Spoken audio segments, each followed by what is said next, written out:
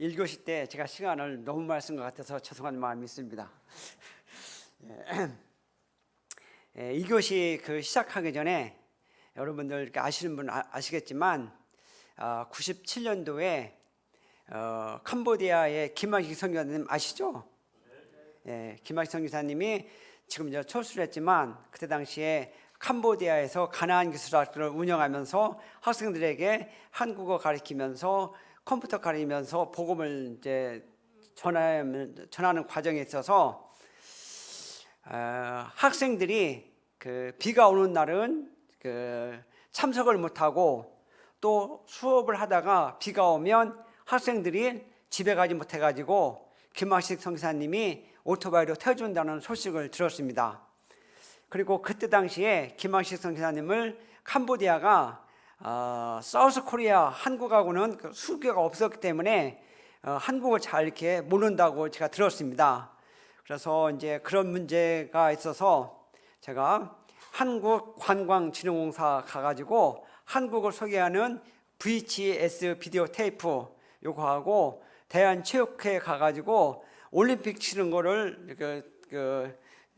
테이프를 구해가지고 캄보디아를 보내줬습니다. 그러니까 올림픽 치는 걸 소식을 듣고 그때서야 학생들이 사우스 코리아를 알고 김학식 선교사님을 이렇게 새로 봤다고 이렇게 됐고, 또한 이제 학생들이 이렇게 비가 오면 참석률이 적고 비가 오면 학생들을 오토바이 태도 안 주고 그런 식으로 됐을 때 그러면 그곳에 차가 필요하잖아요. 차가, 그죠?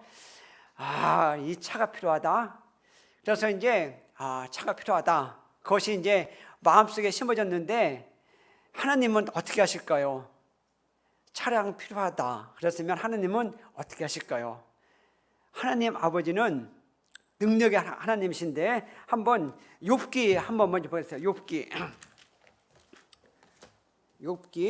5장 9절. 욥기 5장 9절. 자, 제가 읽어드리겠습니다. 하나님은 헤아릴 수 없이 큰 일을 행하시며 기이한 일을 셀 수 없이 행하시나니, 하나님은 어떠한 분이냐? 헤아릴 수 없이 큰 일을 행하시며 기이한 일을 셀 수 없이 행하시는 분이 바로 하나님이라는 거죠. 다음에 이제 넘기셔서 욥기 9장 10절 말씀을 보시면, 자, 또 읽어드릴게요. 측량할 수 없는 큰 일을 셀 수 없는 귀한 일을 행하신다. 이제 비슷한 말씀이 있는데, 이 말씀을 읽을 때에 하나님은 헤아릴 수 없이 큰 일을 행하시고 귀한 일을 행하신 분이라면 캄보디아에 차량이 필요한데 차량 보내는 거를 하실 수가 있겠다. 왜냐? 하나님은 헤아릴 수 없는 큰 일을 행하시며 기이한 일을 행하시는 분인데 캄보디아에 차량 한 대 보내는 거 그냥 할 수 있겠다. 이러한 말씀이 마음 가운데 심어졌습니다. 그래서 이때 당시에 싱가포르 현대자동차 대리점한테 제가 전화를 몇 번 했습니다. 그런데 제가 영어 아는 거는 단어 10개도 안 되기 때문에 잘 진행되지 않고, 하지만 하나님, 내가 믿는 하나님은 헤아릴 수 없는 큰 일을 행하시는 분이다.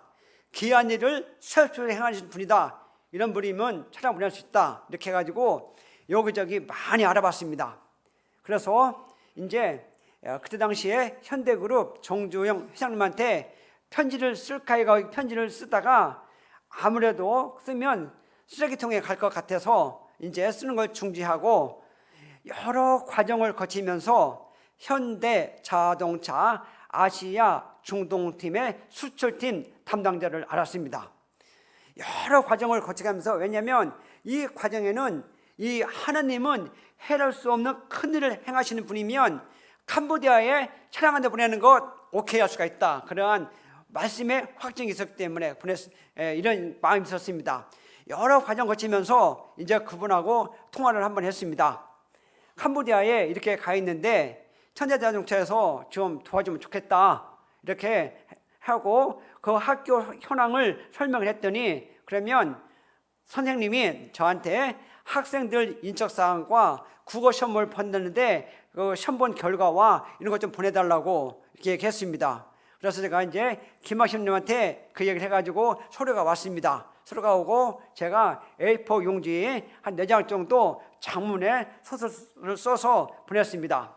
그러니까 그 담당자가 하는 말이, 지금까지 우리 현대에서는 차량 한 대 같은 거를 눈여겨보지 않았는데 선생님이 하시는 말씀이 하도 진지해서 한번 적극적으로 검토하겠다 이렇게 했습니다. 그래서 이제 알겠다, 고맙다 했는데 며칠 지났는데 사무실로 팩스가 하나 들어왔습니다. 오퍼시트, 무역상의 용어인데 오퍼시트로 들어왔는데 현대자동차에서 차량을 주는데 차량 가격을 대폭 가격을 인하하고 캄보디아까지 운반해 주겠다. 돈만 이렇게 얼마 입금 시켜달라 그렇게 했습니다. 그래서 알겠다고. 그래서 이제 김학신 선생님이 이게 돈을 이거 입금시켰습니다. 입금시키고 이제 저는 차량 간 거를 알고만 있었습니다. 왜냐하면 이 과정까지 하나님은 어떠한 분이냐, 헤아릴 수 없이 큰 일을 행하시며 귀한 일을 셀 수 없이 행하시는 하나님이면 이까짓 거 차량 한 대 못 보내니까 보낸다. 오케이. 그렇게 해가지고 했는데 저 차량 간 걸 알았습니다. 근데 나중에 알고 보니까 차량 가격보다도 운반비가 더 많이 들더라고요. 그런데 현대모터에서 운반까지 다 해줬습니다. 그래서 차량 간 건 저는 알고 있었고, 어느 한 날 이제 토요일 날 퇴근을 해서 집에 있는데 마음 가운데 우리 집에서 가장 가까운 현대자동차 대리점에 가고 싶어요. 막 마음 미끄러가요. 나는 차 살 일이 없는데 왜 그럴까? 그런데 마음이 불편해요. 막 밀고 가는 거예요. 그래서 그것을 가서 입구에 가보면 그때 당시에 현대자동차 자동차 카탈로그가 많이 있고 맨 위에 딱 책 한 권이 이 책 한 권 있더라고요. 현대모터 이게 사보입니다. 그래서 이 책에 눈이 가가지고 이 책을 딱 이렇게 피니까 여기에 이렇게 했습니다. 캄보디아 시내코크를 달리는 현대. 여기 보면 이제 캄보디아 푸놈펜에서 선교 활동을 하고 있는 김학식 선교사와 현대자동차 그레이스. 그래가지고 김학식 선생님이 차량을 저렴하게 줘서 감사하다는 편지를 현대한테 보냈는데 현대모터에서 이렇게 실려 있더라고요. 이 책을 발견했습니다. 그래서 주님이 이렇게 하셨구나. 이렇게 해서 하나님의 말씀이 우리 마음 가운데 심어지면 하늘에서 별을 딸 수 있는 것은 그리스도인입니다. 그래서 이 말씀, 하나님은 해를 없이 큰 일을 행하신 분이다. 이러한 것을 우리 삶 가운데 경험하는, 체험하는, 눈으로 목격하는 이러한 삶이 참 계속해서 이 806에서 넘치기를 원하는 마음이 있습니다. 이 시간에는 이제 2교시에 하나님의 은혜로 유학생 전도사역과 외국인 사업가들 및 근로자 사역을 어떻게 시켰는지 말씀을 계속해서 하나님이 역사하신 것에서 말씀드리겠습니다. 외국인 근로자 사역을 1997년 5월부터 시작하여 11년 동안 감당하고 있을 때에 2008년에 중국에서 베이징 올림픽이 개최된다는 소식을 들었습니다. 일반적으로 올림픽 개최가 끝나면 그 나라가 경제적으로 발달되는 것은 사실입니다. 그렇게 되면 이 땅에서 중국인 근로자 만나기가 결코 쉽지 않을 거다, 이러한 생각이 되어졌고, 그 대안으로 우리가 그러면 이제 이 땅에 와 있는 유학생 선교를 하는 것으로 이와 같이 교회의 리더들하고는 이런 정보를 공유를 하고 있었습니다.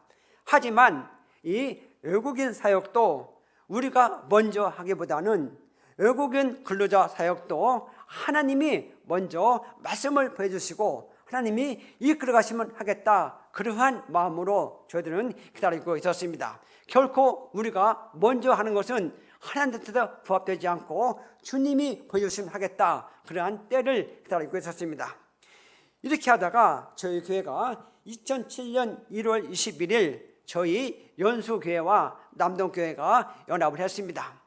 그러면서 이제 이 연합된 모임에서는 어떠한 사역을 감당하는 것이 하나님 아버지 앞에서 합당한 사역일까? 이러한 면에서 마음을 가지고 기도하고 있을 때에 아침에 하나님의 말씀을 읽을 때에 하나님 아버지는 이러한 것에 관해서 통로를 열어주셨습니다.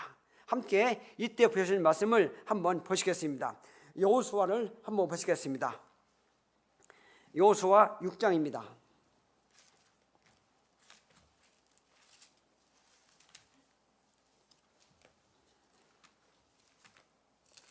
여호수아 6장 1절 2절 말씀을 제가 읽어드리겠습니다.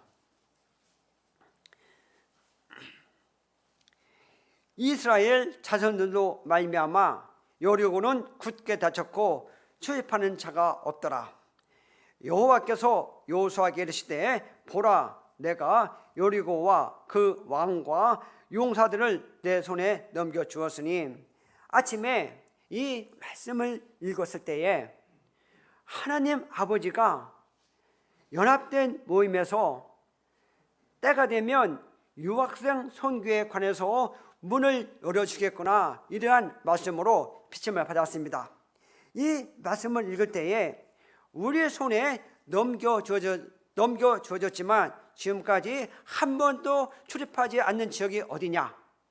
우리 손에 넘겨주어졌지만 지금까지 굳게 닫혀졌을 것이 어디냐 했을 때에 바로 유학생 사역으로 말씀으로 분별을 하고, 이때에 하나님 아버지가 때가 되면 이 유학생 사역에 관해서 문을 열어주겠구나, 이러한 말씀으로 마음 가운데 심어졌습니다. 마치 근로자들을 처음에 시작할 때처럼 주님이 말씀으로 이와 같이 점점 좁혀오는 것을 보면서 마음 가운데 흥분되고 감동했었습니다. 이렇게 하고 있다가 중국의 근로자 형제 한 명이 한국에서 모든 것을 청산하고 중국으로 귀국하기에 앞서서 지금 김포대학교에 유학생 자매 한 명이 와 있는데 지금까지 얘기를 안 했습니다. 너 왜 얘기를 안 했냐 물어보니까 김포대학교는 너무 멀어가지고 말을 못했다, 이거였습니다. 사실 이 김포대학교는 저희 교회와 왕복 3시간 이상 걸리는 아주 거기 강화 초입에 있습니다. 그런데 이 중국 근로자가 가면서 이런 이야기를 했습니다. 그래서 우리는 이제 그 다음날 월요일 저녁에 회사 일을 마치고 지금은 미국에 가 있는 한창득 형제와 김포대학교를 방문했습니다.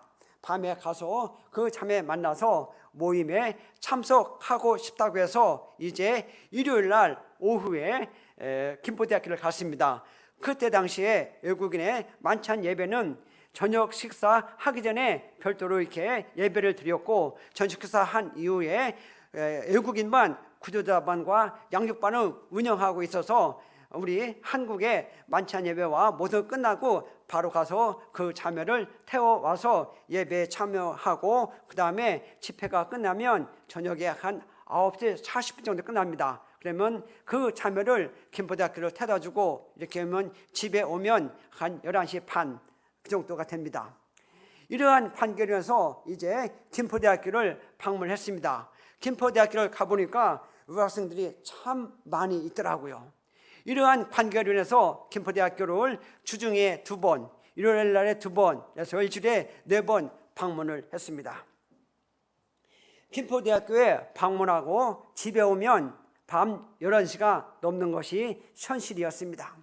하지만 우리에게는 모든 것을 오로지 하나님 아버지가 유학생 선교회에서 문을 열어주신 것에 관해서 감사만 되었고 나머지는 문제가 되지 않았습니다. 즉 김포대학교는 거리가 너무 멀다, 그리고 너무 멀어서 운전하고 피곤하다, 그리고 재정이 너무 많이 든다, 이런 것은 전혀 생각할 틈도 없이 오로지 우리 가운데 하나님 아버지가 유학생 선교의 문을 열어주셨구나, 이거밖에 감사밖에 없었습니다.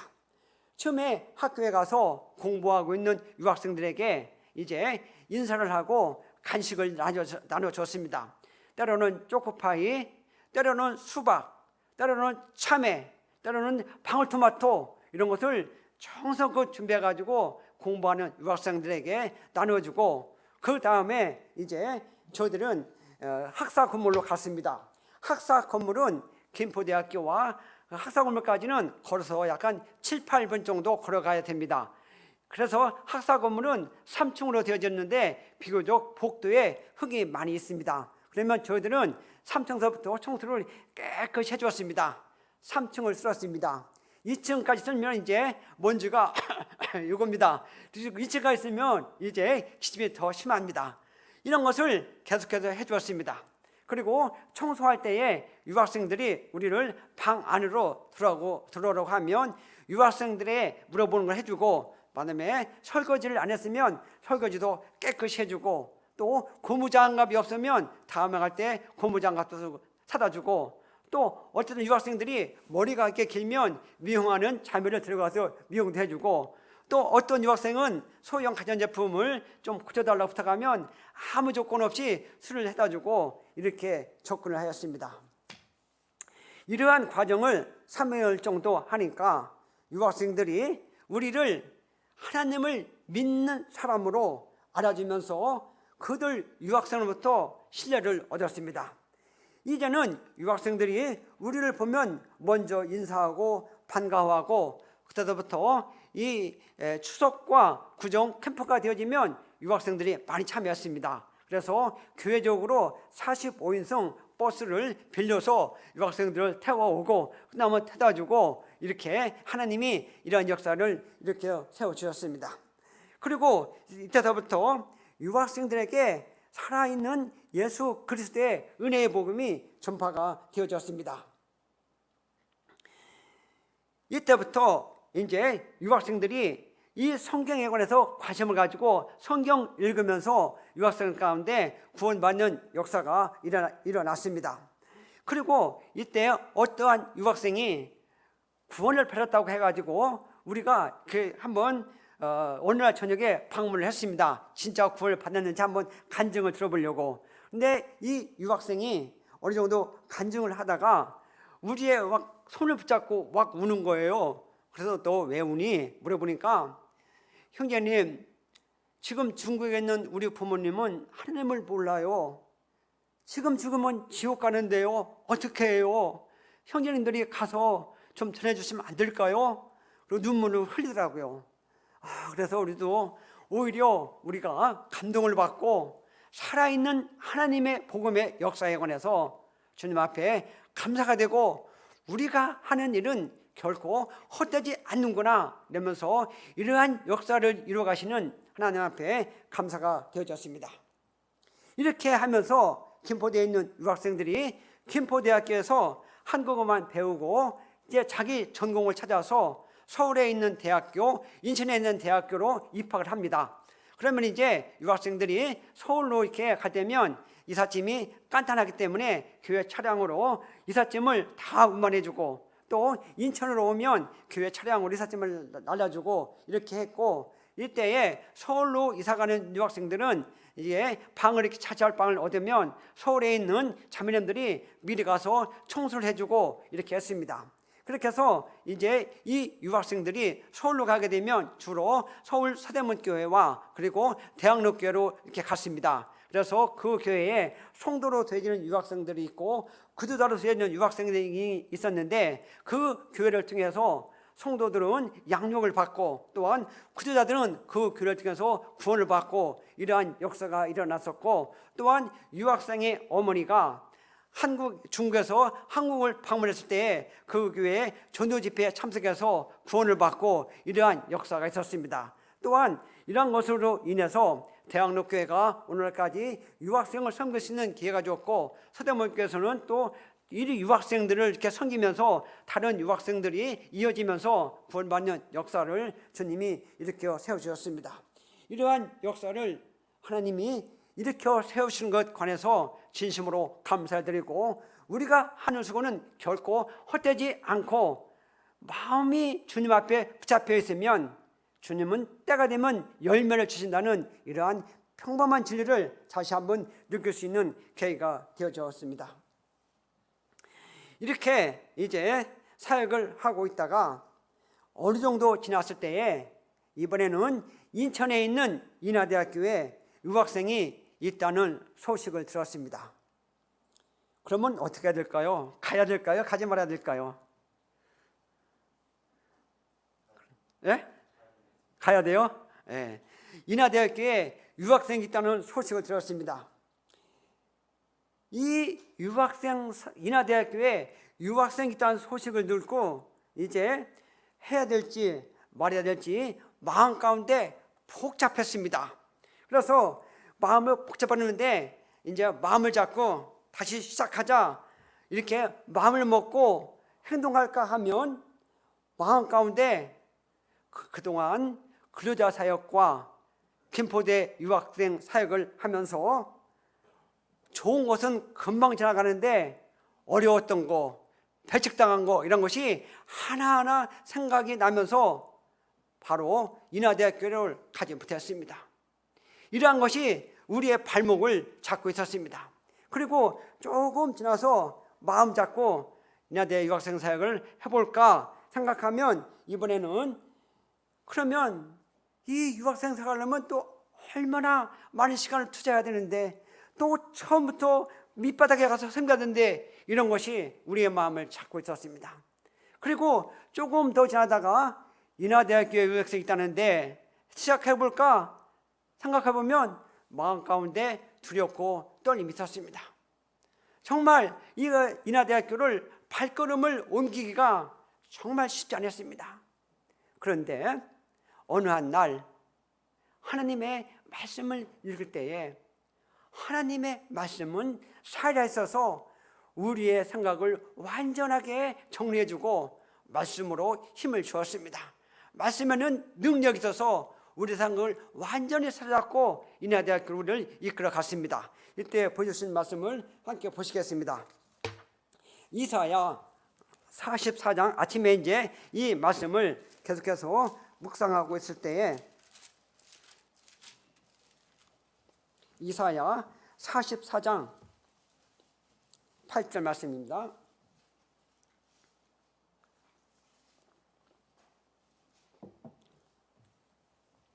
너희는 두려워하지 말며 겁내지 말라. 내가 여로부터 너희에게 듣게 하지 아니하느냐? 알리지 아니하느냐? 너희는 나의 증이라. 나 외에는 신이 있겠느냐? 과연 반석을 없나니 다른 신이 있음을 내가 알지면서다. 이 인하대학교의 사역에 관해서 마음이 복잡하고 겁냈고 두렵고 했을 때에 아침에 이 말씀을 읽을 때에 우리의 그러한 마음을 이 말씀이 깨끗이 정리해 주었습니다. 이 말씀에는 세 가지가 교훈이가 있습니다. First, 증인의 자세는 무엇이냐? 2, 증인의 역할은 무엇이냐? 3, 그렇다면 너는 누구냐? 이러한 말씀이었습니다. First, 증인의 자세는 뭐냐? 두려워하지 말고 겁내지 말아라. 이것이 바로 증인의 자세입니다. 그 다음에 증인의 역할은 뭐냐? 이 말씀에서 너에게 듣게 한 것, 너에게 알리게 한 것을 말하는 것이 증인의 역할이다. 그 다음에 그렇다면 3, 너는 누구냐? 했을 때 너는 나의 증인이다. 즉 예수 그리스도의 증인이라는 것이었습니다. 이러한 말씀이 복잡한 우리의 마음을 이끌어 가면서 정리가 되었고 드디어 인하대학교를 갈 수 있도록 말씀이 우리를 이끌어 갔습니다. 그러면서 또한 이때에 주저하고 있을 때에 하나님 아버지가 한 영혼의 가치가 얼마나 귀중한가를 또 보여주셨습니다. 그래서 인하대 사역을 안 할래 안 할 수 꼭 해야 되는 이러한 말씀, 한 영혼의 가치가 얼마나 귀중한가를 또 말씀을 보여주셨는데 함께 보시면 이사야 49장 8절 말씀을 보시겠습니다. 이사야 49장 8절 제가 읽어드리겠습니다. 여호와께서 이같이 이르시되 은혜의 때에 내가 내게 응답하였고 구원의 날에 내가 너를 도왔도다. 내가 장차 너를 보호하여 너를 백성의 언약으로 삼으며 나라를 일으켜 그들에게 황무했던 땅을 기업으로 상속하게 하리라. 이러한 말씀이 있는데, 이 말씀을 읽으면서 한 영혼의 가치가 얼마나 귀중한가, 이 말씀에 비밀이 있더라고요. 이 말씀에 보면, 중간에 보면 내가 장차 너를 보호하여 너를 백성의 언약으로 삼으며 나라를 일으키라고 했는데, 이거의 출발점은 10명이 아니고 1000명이 아니고 1명으로 시작된다는 것이었습니다. 이만큼 한 영혼이 귀중하다. 한 영혼이 구원을 받으면 그 나라를 일으킬 수가 있고, 백성의 나라를 일으킬 수가 있고, 다음에 백성의 언약을 삼는다. 그리고 그들에게 황무했던 땅을 기업을 상속해 간다는 것이 출발점이 한 영혼이라는 것이었습니다. 이러한 말씀이 한 영혼의 가치가 이렇게 귀중한 것을 주님이 깨닫게 해주시면서 저희들을 인하대 유학생의 사역의 현장으로 이러한 말씀이 우리를 이끌어 갔습니다. 그래서 이날도 이제 퇴근하고 지금은 미국에 가 있는 한창 형제와 인하대학교를 향해서 갔습니다. 가면서 이제 말을 합니다. 형제님, 우리 인하대학교에 가서 유학생을 어떻게 만나지? 중국 유학생을 어떻게 만날까? 이렇게 했는데 둘이 이제 가면서 이야기합니다. 형제님, 인하대학교 도도실 가면 될 거 아니냐? 도도실 가면 만날 수 있을 거 아니야? 그러니까 오케이. 그래가지고 이제 지나가는 사람한테 물어봤습니다. 학생, 여기 도도실 가면 어떻게 가야 돼요? 물어보니까 도도실이 여기 몇 군데 있어요. 그러면 지금 이 자리에서 가장 가까운 도도실이 어디 있습니까? 물어보니까 어디 있대요. 그래서 그 도도실에 갔습니다. 가면서 그러면 형제님, 도도실에 가서 중국 사람하고 한국 사람 똑같은데 어떻게 구분하냐 해보니까, 그래서 이제 지금만 생각하면 그것이 틀린 건데, 그때 당시에 학생들이 공부할 때에 한국어 책을 펴놓고 공부하면 사우스 코리아, 그리고 중국어 책을 펴놓고 공부하면 차이나 학생, 그렇게 구분하자고. 그래서 그 좋은 생각을 하고 그렇게 했습니다. 그래서 이제 인하대학교에 도도실에 들어갔는데, 인하대학교는 모든 것이 전자 시스템화가 되었더라고요. 그래서 저는 이제 한국 학생한테 학생 한번 눌러줘라 라고 들어왔는데, 한창득 형제는 어떻게 기술지로 들어왔습니다. 그래서 이제 들어가서 공부하는 학생들을 이제 구분해야 되잖아요. 유학생인지 아닌지. 그래가지고 공부하는 학생들을 책을 이제 봤습니다. 1명 보고, 2명 보고, 3명째 봤는데 공부하는 학생들이 막 우리를 바라보는 거예요. 그래 형님, 이 방법 아니다. 나가자. 그래서 이제 복도까지 왔습니다. 그럼 복도에서 한국 학생과 유학생을 어떻게 구분하냐 했을 때, 형님, 우리 인사를 잘 해가지고 인사 잘 받으면 한국 학생, 그리고 인사했는데 쭈삣쭈삣하면 중국 학생, 그렇게 구분하자고. 오케이. 그래서 복도에서 이제 유학생들 만나가지고 인사를 이렇게 합니다. 1명, 2명, 3명째 했는데, 그때 어느 경비 아저씨가 오더니, 아니 당신네들 이 밤에 여기 일반인 출입금지인데 어떻게 들어왔냐고, 빨리 나가시라고 호통을 치면서 빨리 나가라고 우리를 내쫓았습니다. 그래서 알겠습니다. 그래서 이제 거기서 경비한테 쫓겨나서 이제 인하대학교를 이제 걸어서 차한테 갈 때, 한우를 보니까 한우는 우리를 보고 웃어주는 것 같았지만, 솔직히 말해가지고 마음 가운데 참 기분이 안 좋았습니다. 그래서 이제 인하대학교 유학생 사역은 정말 포기하고 싶은 마음이 있었습니다. 왜냐? 유학생 만나기도 힘들어. 쫓겨났어. 이걸 어떻게 해? 정말 마음 가운데 포기하고 싶은 마음이 있었습니다. 그런데 포기하고 싶은 것은 우리의 마음이지, 하나님 아버지의 마음은 어땠을까요? 하나님 아버지의 말씀은 이러할 때 또 하나님 아버지의 말씀으로 우리의 생각을 다 갖다 버리게 해주시고, 계속해서 이 인하대학교 유학생 사역을 할 수 있도록 아침에 말씀을 주셨습니다. 생생한 하나님의 말씀이 우리를 이끌어갔습니다. 함께 이사야 이제 52장을 읽어주는데 52장 12절을 한번 보시겠습니다.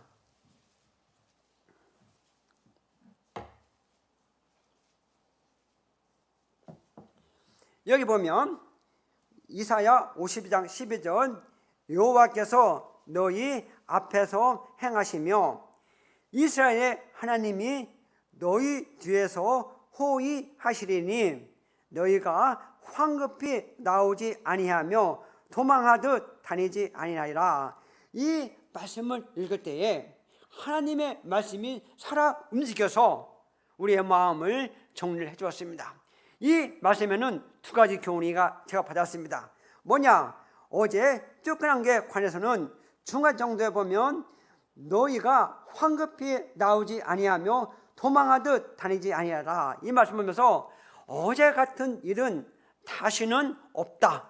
주님이 일한 것은 이제 어제 같은 일은 쫓겨나는 일은 다시는 없게 하겠다. 이런 것이었고 또 하나의 교훈은 여호와께서 너희 앞에서 행하시고 이스라엘 하나님이 너희 뒤에서 호위하신다. 여호와 하나님 아버지가 앞에서 행하시고 뒤에서 호위하니까 이 유학생 사역은 하나님 아버지가 이끌어가고 나는 뒤에서 하나님가 보호하고 나는 그 중간에 있으니까 얼마나 안전한 사역입니까? 특별히 이 말씀에 보시면 여호와께서 너희 앞에서 보호하시고 아니라 행하신다고 했습니다. 그러면 우리는 하나님 아버지가 행하실까? 중간에서 따라가기만 하면 되는 거네. 오케이, 유학생이 이렇게 쉽구나. 오케이, very good. 그래서 마음 가운데 계속해서 어제 쫓겨난 것이 있었지만 말씀으로 회복 이상의 말씀이 하나님의 말씀이 우리 마음 가운데 심어졌습니다. 참으로 주님 앞에 감사가 됐습니다. 이러한 하나님의 말씀의 역사를 경험하니까 마음 가운데는 오전에 말씀한 것처럼 I am so much happy 이거밖에 없었습니다. 하지만 유학생 만나기가 진짜 어려웠습니다. 그래서 어느 분이 인하대학교 후문에 가면 유학생을 만날 수 있다고 했습니다. 후문으로 갔습니다. 하지만 우리 눈에는 유학생이 보이지 않았습니다. 밤은 깊었습니다. 그래서 이제 형님 우리 유학생 만나려면 우리 한번 미용실 가보자. 미용실 가면서 유학생들이 머리하면서 어디 사는 거 이렇게 얘기하면 아마 주인은 알지 않을까? 그래서 미용실을 갔습니다. 미용실 가니까 이발하러 왔냐고 그래서 아니라고 혹시 유학생들 거주하는데 아십니까? 그랬더니 몰라요. 안녕히 가세요. 알겠습니다. 형님 우리 진짜 세탁소 한번 가보자. 세탁소. 그러면 유학생들이 세탁물을 맡기고 배달해주면 어딘가 알지 않을까? 그래서 세탁소 갔습니다. 그러니까 세탁소 주인이 유학생들은 세탁물을 맡기지 않습니다. 안녕히 가세요. 감사합니다. 그래서 이번에는 형님 우리 한번 구멍가게 가보자. 구멍가게 가보면 유학생들이 이거 물건을 배달시키지 않을까? 그럼 알지 않을까? 구멍가게 물어보니까 유학생들은 물건 많이 사지도 않고 배달해주지도 않습니다. 안녕히 가세요. 알겠습니다. 이렇게 해서 진짜 유학생 만나기가 어려웠습니다. 그래서 이제 정말 이러한 과정을 거치면서 오랜 과정을 거치면서 어느 날 저녁에 유학생들이 집단적으로 거주하는 건물이 발견이 되어졌습니다. 이때에 너무 마음 가운데 기뻤습니다. 이 과정까지는 어려웠지만 유학생들이 집단적으로 거주하는 것을 발견했을 때 그 기쁨은 정말 즐거웠습니다. 영어로 I am so much happy였습니다. 이렇게 하면서 아침에 말씀을 읽을 때에 이 유학생 사역을 할 때에 하나님 아버지가 이루해 주시고 격려해 주시고 인도해 주시는 말씀이 또 이 말씀이 우리의 마음을 휘어잡았습니다. 이때 보여주신 말씀은 이제 58장 이사야 58장 11절 말씀을 보시겠습니다.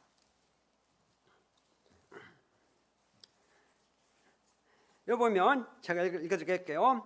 여호와가 너를 항상 인도하며 메마른 곳에서도 내 영혼을 만족해 하며 내 뼈를 견고하게 하리니 너는 물된 동산 같겠고 물이 끊어지지 아니한 샘 같을 것이라. 이 말씀을 읽을 때에 유학생 사역에 있어서 하나님 아버지가 위로해 주시고 격려해 주시고 이러한 말씀으로 우리 마음 가운데 정말 심어졌는데, 이 말씀에 보면 여호와가 너를 항상 인도하며, 여호와가 항상 인도하겠다. 얼마나 행복한 삶입니까? 이 유학생 사역에 있어서 너를 항상 인도한다고 했는데 이거보다 더 좋은 거 어디 있습니까? 여호와가 우리를 항상 인도한다고 했는데, 하나님 감사합니다. 감사합니다. 근데 이 말씀을 보면 여기서 끝나지 않고 또 엔드가 있는데 뭐냐?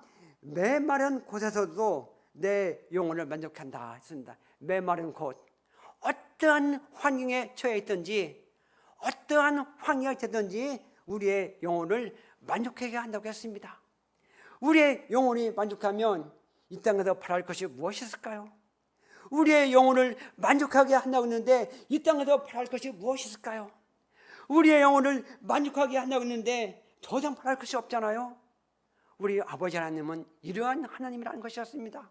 그리고 또 엔드가 있는데 여기 보면 내 뼈를 견고하게 하리니 이런 말씀이 있는데, 내 뼈를 공격해 한다, 이 말씀은 피곤치 않게 하시겠다, 이 유학생 사역에서 흔들리지 않게 하시겠다, 그리고 유학생 사역에서 힘을 주겠다, 이러한 말씀으로 교훈이 되어졌습니다.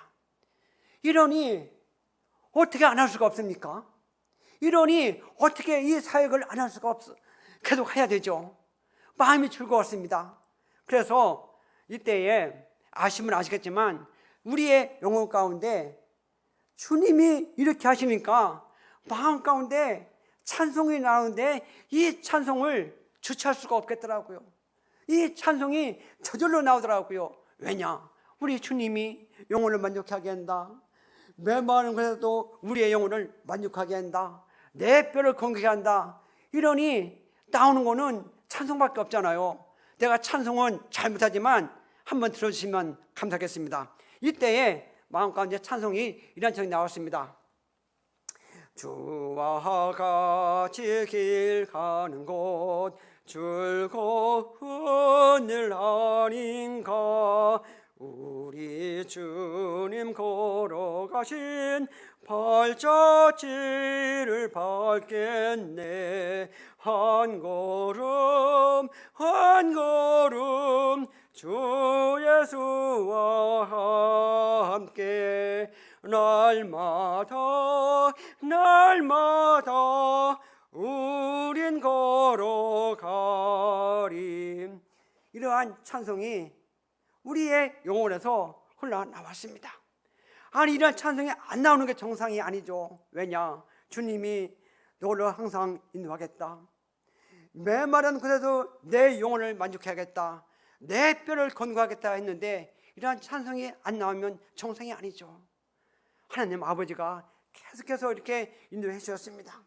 이러면서 이제 또 계속해서 저녁마다 유학생을 만나러 가는데 어느 날 저녁에 또 주님이 유학생들이 집단적으로 거주한 건물을 발견하게 해주어서 공부하는 유학생들에게 간식을 나눠주고 외국인 초청장을 나눠주고 이렇게 해서 이 인하대 유학생들이 구정 때, 추석 때, 캠프 때 들어와서 하나님의 복음을 들을 수 있는 역사를 지켜 세우셨습니다.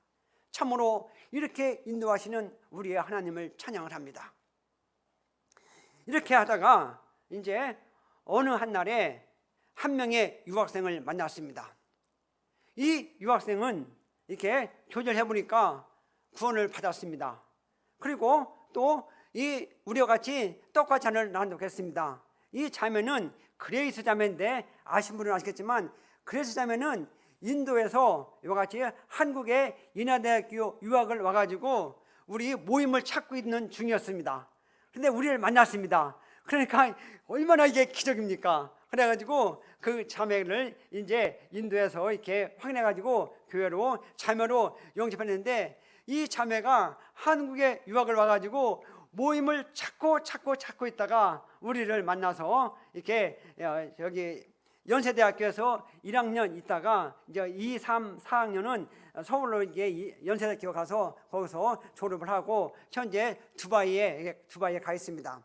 이러한 역사를 이렇게 세워주셨고, 어느 2019년 8월달 정도에 기억이 되어집니다. 저한테 전화가 왔습니다. 저는 전화를 처음 보는 전화인데, 자기가 인하대학교 경영학과 최용록 교수인데, 자기가 유학생을 10명 정도를 관리하고 왔는데, 자기가 도저히 바빠서 안 되니까 좀 우리가 맡아서 유학생들을 성경 공부해주면 안 되겠냐, 그런 내용이었습니다. 그때 제가 대답을 어떻게 했냐, 아시면 아시겠지만 제가 so much thank you입니다 말했습니다. 그래서 그 교수님하고 이제 김선호 형제님하고 서인천에 목회하는 형님하고 만나서 밥을 먹으면서 지금 그래서 인하대학교 유학생 사회 현장에 서인천에서 하는 그 교수님 통해서 학생들이 계속 이어져서 지금도 매주 화요일 날 학교에서 공부를 잘하고 있습니다. 이렇게 하나님이 이렇게 범위를 이렇게 넓혀주시는 역사를 주님이 이렇게 세워주셨습니다. 이렇게 하다가 이제 조금 지났는데 또 연세대학교 송도 국제 캠퍼스에 유학생이 있다는 소식을 들었습니다. 그럼 또 어떻게 해야 될까요? 고민입니다. 듣고 학교를 방문을 해봤습니다. 가서 인사를 했습니다. 하고 I'm a Korean language teacher 이렇게 했는데 유학생들이 다 지나갔습니다. 한 명도 여기서 듣는 척하는 학생도 없고 다 지나갔습니다. 그리고 간 날 보니까 분명히 사우스 코리아 한국 학생인데 또 영어를 말하고 있더라고요. 그리고 또 이곳에 있는 유학생들은 남미, 유럽, 미국 유학생들이더라고요. 그래서 다국적군 학생들이라서 이제 약간의 겁이 있었고, 그리고 더 이상 제가 영적 상태가 지금 들었지만 썩 좋지 않아서 더 이상 벌리고 싶은 마음이 없었습니다.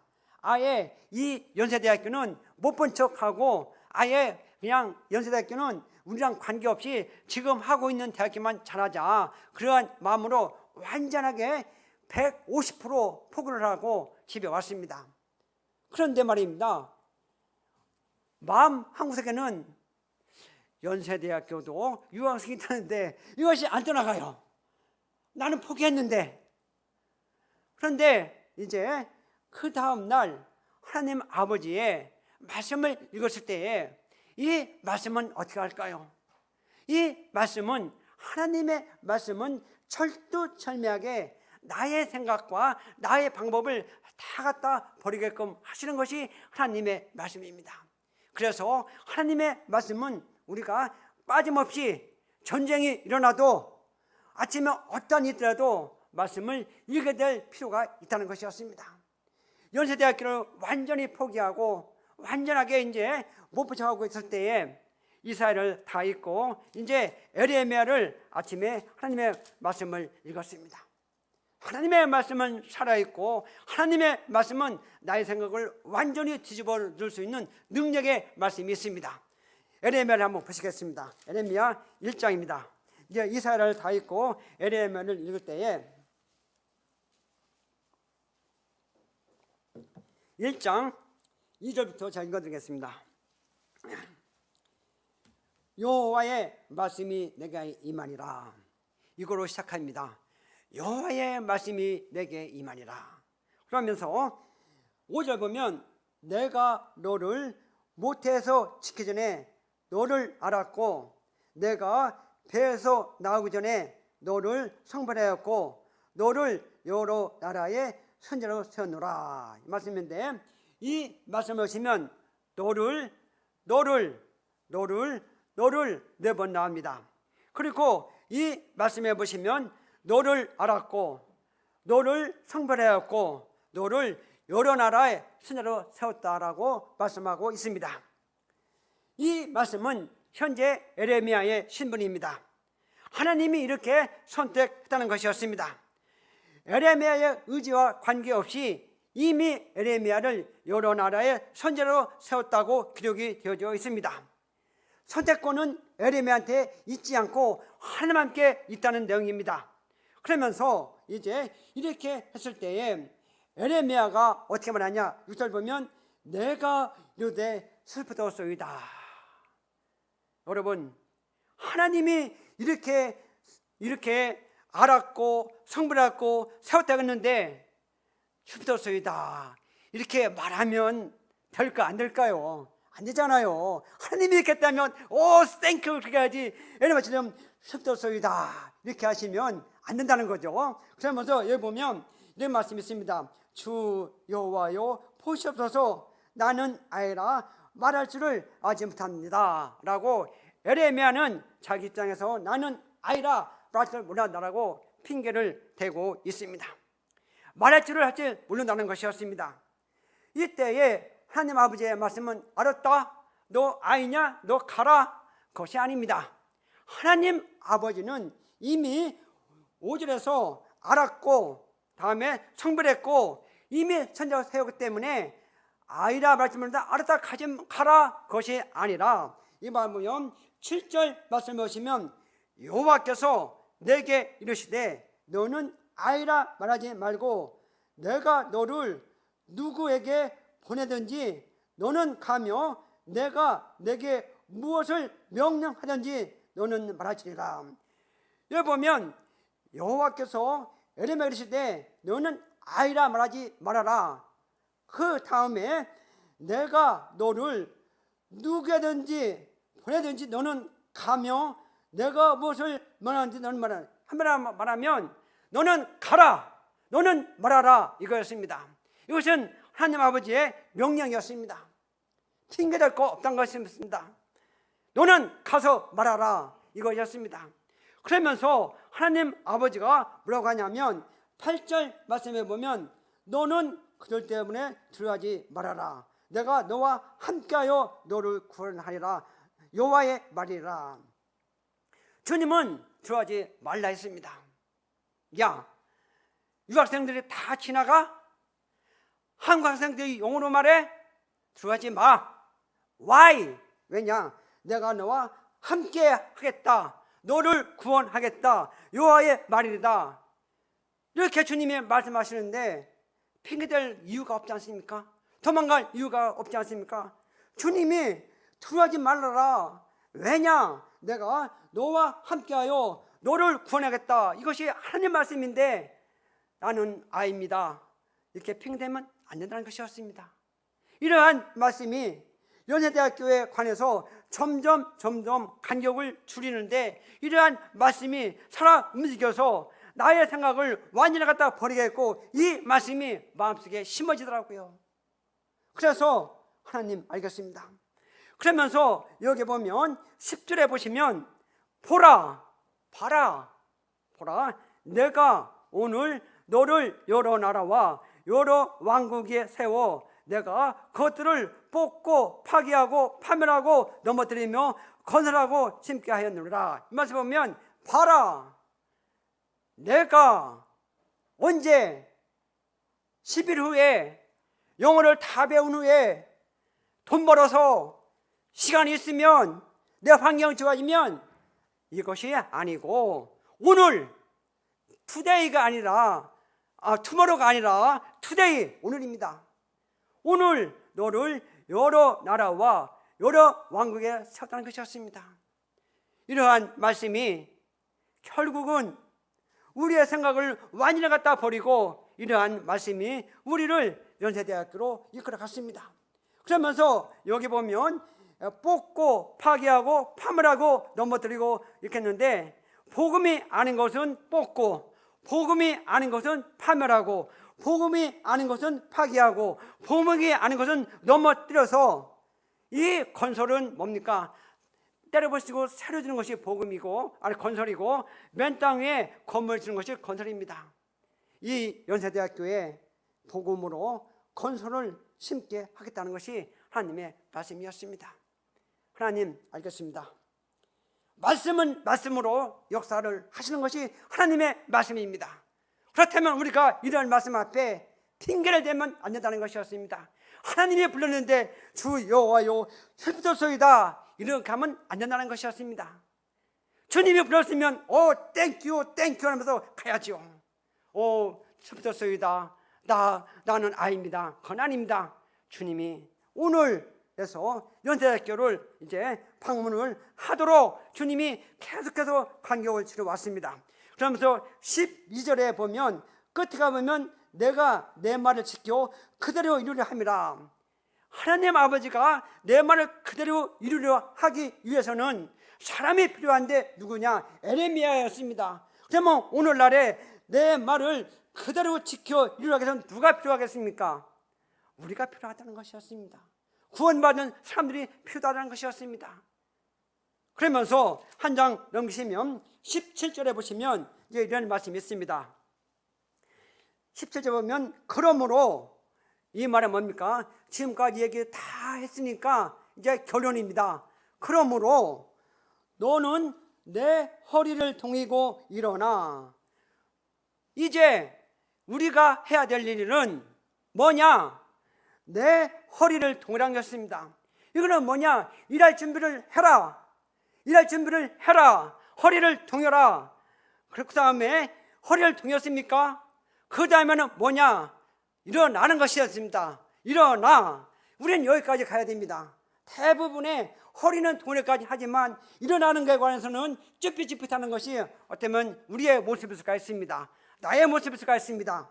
여기는 허리를 동이고 일어나. 그 다음에 뭡니까? 내가 내게 명령한 바를 그들에게 말하라. 여기까지 가야 되는 것이었습니다. 내가 내게 명령한 바를 그들에게 말을 하라. 그 다음에 주님은 또 두려워하지 말아라. 두려움하지 않게 하겠다. 이렇게 완벽한 하나님 아버지의 보호가 있는데 우리는 어느 순간부터 허리 동이는 거, 하나님 저요 직장 좀 구하고요, 하나님 저요 좀 환경 좋아지면요, 하나님 저요 좀 이따가요, 하나님 저요 좀 가정 안정되면요. 물론 맞지만 주님은 그러므로 허리를 동이고 일어나. 내게 명령한 바를 예라. 두려워하지 말아라. 두려워하지 않게 하겠다. 얼마나 완벽한 하나님 아버지의 음성입니까? 그래서 연세대학교를 갈 수밖에 없게끔 이러한 말씀이 우리를 이끌어 갔습니다. 그러면서 18절에 보면 또 봐라, 보라, 내가 오늘 너를 그 온 땅과 유다 왕들과 그 지자들과 그 제장들, 여기 보면 보라, 내가 오늘입니다. 오늘 여기 보면 또 여리서 앞에 보면 끝에 보면 견고한 성읍, 쇠기동, 녹성병, 결코 든든한 거잖아요. 이거는요 누가 움직일 수 없는 거잖아요. 하나님 아버지가 이렇게 하겠다는 것이었습니다. 그러면서 19절에 보면 그들이 너를 치나 어려움에 있을 수 있으나 너를 이기지 못하리니 이는 내가 너와 함께하여. 이것만 만족하지 않습니까? 하나님 알겠습니다. 하나님이 그렇게 하시는군요. 하나님 저는 슬프지 않습니다. 외국 사람이 다 지나가도 슬프지 않습니다. 여기에 남미, 유럽, 미국 유학생 있는 거 슬프지 않습니다. 왜냐? 주님이 내가 너와 함께 하겠다는 말씀이 있군요. 알겠습니다 주님. 그래서 이제 연세대학교를 갔습니다. 연세대학교에 가서 토요일 날 이제 쉬니까 토요일 날 아침에 기숙사에 갑니다. 기숙사는 일반인은 잘 들어갈 수 없지만 경비와 저하고는 특별하게 아는 사이가 있어서 그냥 들어가게 해줬습니다. 그러면 또 식당에 가가지고 유학생들이 밥을 먹었을 때 이게 홍보를 주는 것도 나중에 알았는데 금지가 되었더라고요. 근데 저는 그런 거 몰랐습니다. 그런 거 있다고 해도 저는 할 겁니다. 왜냐? 하나님 아버지가 함께하고 있기 때문에. 그래서 밥 먹는 유학생들에게 이와 같이 이러한 홍보물을 줬습니다. 저는 여기서 영어 아는 거 진짜 모릅니다. 밥 먹는 유학생들에게 코리안 랭귀지 스터디, 오케이? 다음에 타임이 뭐 디셈버 뭐가 나오는데 디스 타임, 오케이? 다음에 룸, 어디서 하냐? 자유관 A동 203인데 저 영어 못합니다. 디스는 남바, 오케이? understand? 웰컴 그렇게 했습니다. 그래서 이것을 나눠주면서 토요일 날 아침에, 그리고 점심때, 저녁에, 그리고 일요일 날 아침에, 그리고 기숙사 가서 학생들이 있는 그 학생 가서 나눠주면서 홍보하면서 이렇게 붙였습니다. 어떨 때는 밤 늦게 이러한 홍보물을 붙였습니다. 그랬을 때 이렇게 해가지고 처음 시작했을 때 유학생이 몇 명 왔냐, 이걸 보고 45명이 왔습니다. 많이 왔습니다. 너무 많이 왔습니다. 그래서 이제 추리면서 이와 같이 그들에게 한국을 가리키면서 복음을 전할 수 있도록 주님이 이렇게 역사해 주셨습니다. 그러면서 이제 그 연세대학교는 기독교 학교라서 각종 동아리에 간 사람들이 많이 있습니다. 한 달에 한 번씩 모임이 있었습니다. 그런데 그곳에서 그 연세대학교 교목이, 저는 전혀 몰랐는데 저의 행동을 어느 정도 이렇게 참 잘 보고 있었나 봐요. 밤늦게 저렇게 나이 먹은 사람이 도대체 누구냐 했을 때 저를 주목해가지고 이 간증을 좀 해달라고 해가지고 내가 구원받은 간증과 유학생 사역에 있어서 하나님의 역사하시면서 제가 하나님의 은혜로 시간을 가졌습니다. 내가 구원의 간증은 일부러 왜 했냐면, 그때 간 사람들을 만나보니까 봉사하지만 이 거듭남의 거듭난 간 사람들을 만나기가 힘이 들었습니다. 그래서 제가 일부러 그러면서 강조를 했습니다. 그리고 한 달 정도 지났는데 이제 연세대학교 대학 강당에서 이제 그 연세대학교의 크리스찬 교수님들과 직원들과 간사님들과 학생들이 모인 자리에서 교목이 한번 말씀 좀 전하라고 해가지고 연세대학교 대강당에서 거듭남의 중요성, 이게 관해서 1시간 정도 했습니다.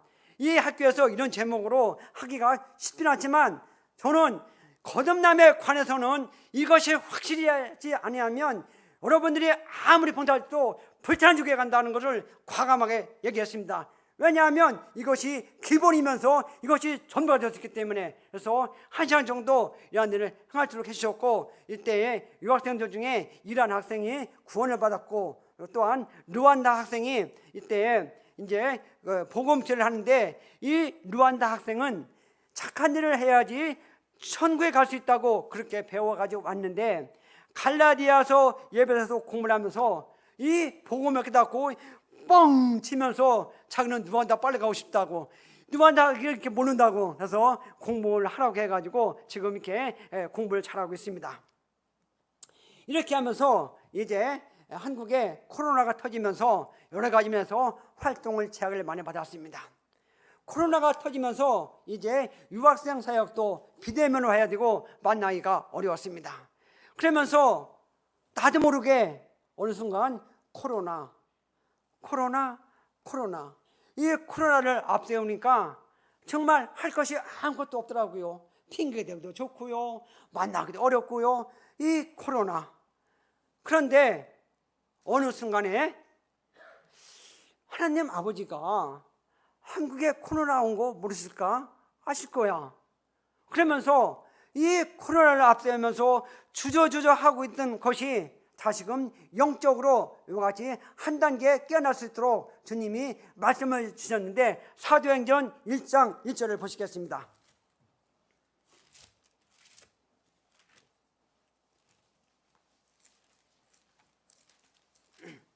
사도행전 1장 1절을 여러 번 읽었지만 이번에 이 말씀을 저한테 새롭게 발견이 되었습니다. 이 말씀이 이때 기록되어진 걸 이때 알았습니다. 데오빌리요, 내가 먼저 쓴 글에는 무릇 예수께서 행하시며 가르치기를 시작하신부터, 여기 보면 우리 주님께서 행하시며 가르치며, 이것이 바로 평행선인 것을 볼 수가 있습니다. 결코 치우침이 없이 행하며 가르치는 것이 평행선인 것을 보았습니다.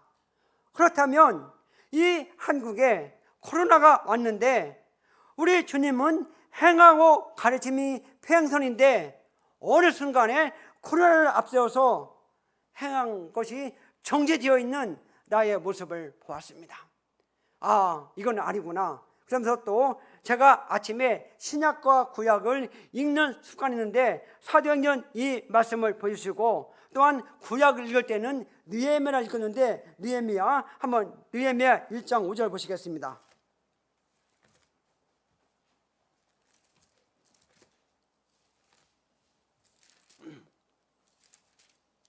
느헤미야 1장 5절. 이르되 하늘의 하나님 여호와, 크고 두려우신 하나님이여, 주를 사랑하고 주의 계명을 지키는 자에게 언약을 지키시며 긍휼을 베푸시는 주요 간관하이다. 이 말씀을 읽을 때에 여호와, 크고 두려우신 하나님이여, 주를 사랑하고 주의 계명을 지키는 자, 이런 말씀이 있습니다.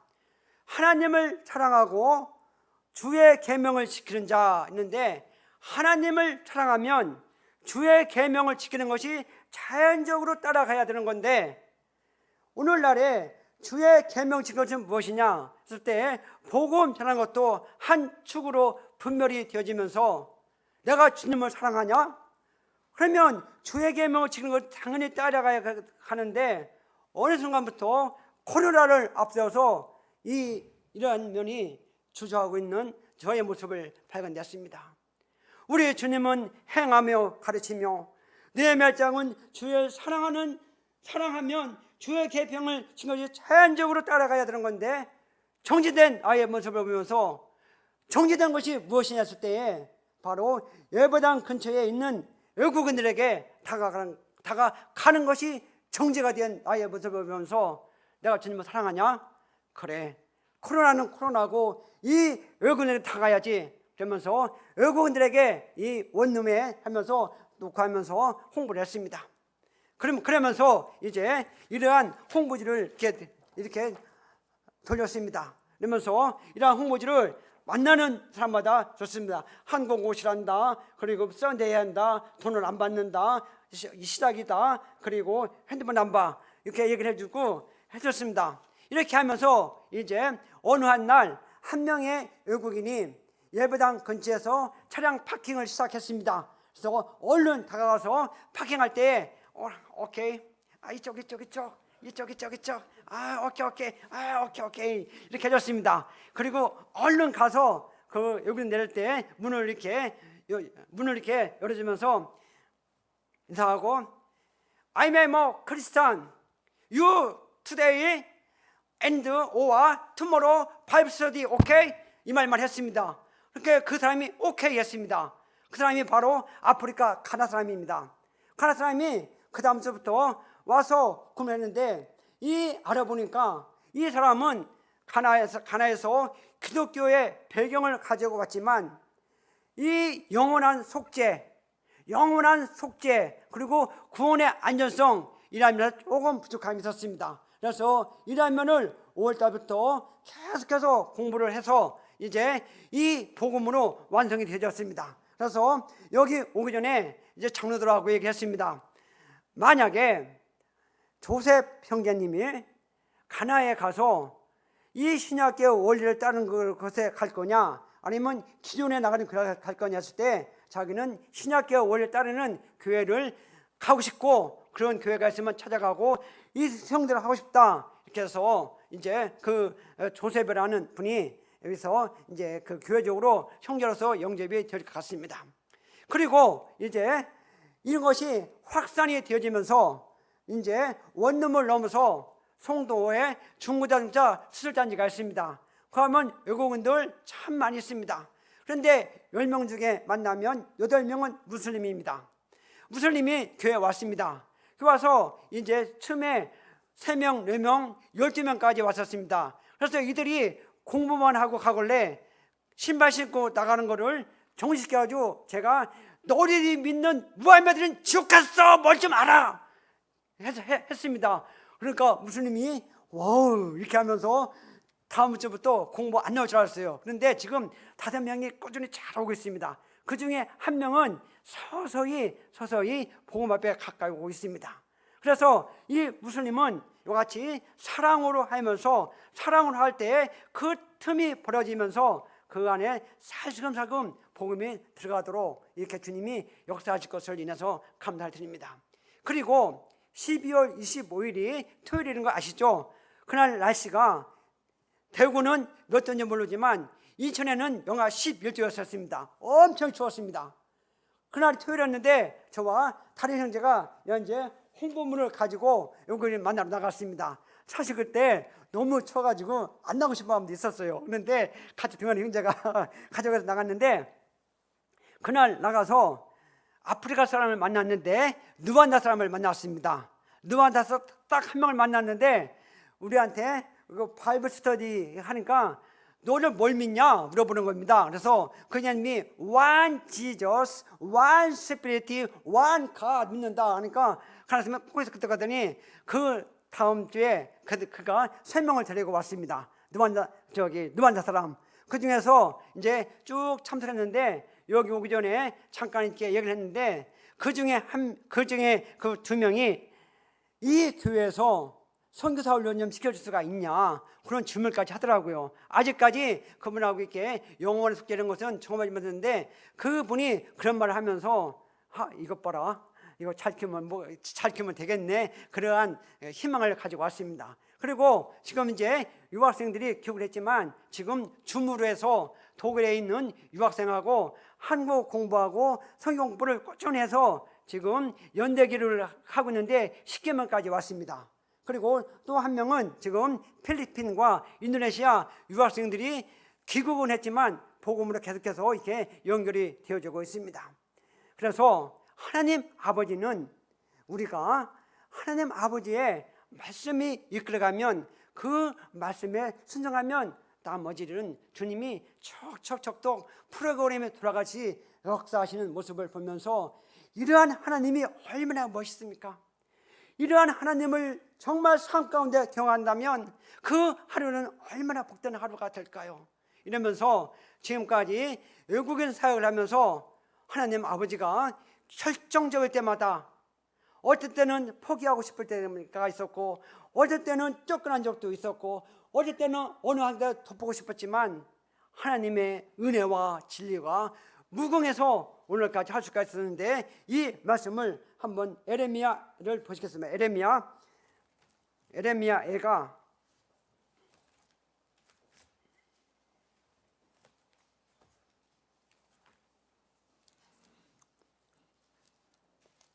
에레미야가 3장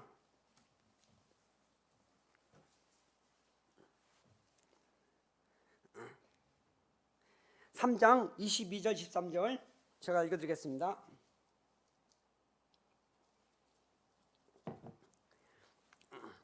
여호와의 인자와 긍휼이 무궁하심으로 우리가 진멸되지 아니함이니이다. 이것들이 아침마다 새로우니 주의 성실하심이 뜻소이다. 22절 보면 여호와의 인자와 긍휼이 무궁하심으로 우리가 진멸되지 않는다. 하나님의 풍성한 은혜입니다. 그런데 중요한 것은 이러한 인자와 긍휼이 무궁하심으로 진멸되지 않는 하나님의 은혜인데 이 은혜를 23절에 있는 말씀처럼 이것들이 여호와의 인자와 긍휼하심이 무궁하심으로 우리가 진멸되지 아니하는데 이것들이 아침마다 새로우니 아침마다 이러한 하나님의 말씀을 경험하는 것, 아침마다 이러한 말씀이 이끌어가는 삶, 아침마다 여호와의 인자와 긍휼이 무궁하심으로 오늘도 복되게 보낼 수 있는 이 하루, 이러한 것이 아침마다 경험이 되어질 때 우리의 인생은, 우리의 삶은 멋있게 보낼 수 있지 않을까. 지금까지 하나님의 은혜로 말미암아 우리 교회가 외국인들도 할 수 있는 것도 이 여호와의 인자와 긍휼이 무궁하심으로 이것이 아침마다 고비 때마다 쫓겨날 때마다 말씀이 아침마다 인도해 주셔서 이러한 사역을 감당할 수 있도록 해주셨습니다. 그래서 원하옵기는 여호와의 인자와 긍휼이 무궁하신 것이 아침마다 새로워지는 이러한 경험을 하는 하루, 이러한 경험하는 성도님, 이러한 걸 경험하고 있는 팔공로교회가 계속해서 되어지기를 원하는 마음이 있습니다. 이제 말씀 한 군데만 보고 마칠까 합니다. 에스겔서입니다. 에스겔서 1장입니다. 에스겔서 1장 1절을 보시면 30째 해 넷째 달 초 5살에 내가 그발 강가 사로잡힌 자 중에 있을 때에 하늘이 열리며 하나님의 모습이 내게 보이니, 여기에서 하늘이 열리며 다음에 하나님의 모습이 내게 보이니, 이러한 하루는 얼마나 멋질까요? 하늘이 열리고 하나님의 모습이 내게 보였다. 그 다음에 3절 말씀해 보시면 갈대아 땅 그발 강가에 여호와의 말씀이 부시의 아들 제사장 나에슬에게 특별히 임하고, 여기 보면 또 여호와의 말씀이 특별히 임하고 그 다음에 여호와의 권능이 내 위에 있으니, 이러한 하루를 살다면 얼마나 행복할까요? 하늘이 열리고 하나님의 모습이 내게 보였고, 그 다음에 여호와의 말씀이 내게 임했고 여호와의 권능이 내 위에 있는 삶, 이러한 삶의 결과는 무엇일까요? 1장 28절을 보시면 결론은 그 사방 광채의 모양은 비 오는 날 구름 맺는 무지개 같으니, 이러한 삶은 여기 있는 말씀처럼 사방 광채의 모양은 비 오는 날 구름 맺는 무지개 같으니 얼마나 잘 보입니까? 그러면서 이는 여호와 영광의 형상의 모양이라. 우리의 삶 가운데 이러한 모습, 여호와 영광의 형상의 모양이라, 그러한 삶이 나타나는 삶, 이러한 삶은 반드시 내가 보고 엎드려 말씀하시는 이의 음성을 들으리라. 그래서 우리의 삶이 정말 하루가 시작될 때에 하늘 문이 열리고 모습이 내게 보이고 말씀이 내게 임했고 여호와의 권능이 내 위에 있어서 여호와 영광이 형상 같은 모양이 내 삶 가운데 나타나서 그 말씀 앞에, 그분 앞에 엎드려 사는 삶이야말로 우리가 추구해야 될 삶, 우리가 가야 될 길, 우리가 이런 말씀 앞에 내 심장을 털어놓고 이 말씀 앞에 불끄는 삶, 이러한 삶인 얼마나 행복할까요? 주님이 오신 날까지 저나 여러분이나 계속해서 그리스도에서 이러한 삶이 이어져 주님 앞에 갔을 때 주님으로부터 칭찬받는 이러한 삶이 되어지기를 원합니다. 이상으로 마치겠습니다. 감사합니다.